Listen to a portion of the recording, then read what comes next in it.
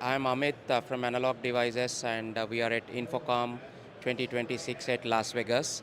Today at our booth, we are trying to do more illustrative demonstration on SigmaStudio Plus, which is an upgrade to current SigmaStudio, and I will hand it over to Jesse to give more details on new SigmaStudio Plus. Jesse.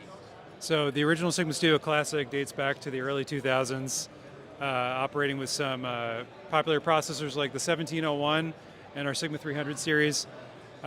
We've come out with SigmaStudio Plus now as an update to SigmaStudio Classic, and recently we've just redesigned the entire UI. This is our harmonic design to unify the look and feel across our Analog Devices' various software applications. So we have a demo going right here where we have audio streaming going into one of our Sigma 300 processors, the 1452, and into one of our Maxim amplifiers, Class C amplifier, and we're getting some feedback from the amplifier back into SigmaStudio here, and we can see this meter's showing the power output at the speaker.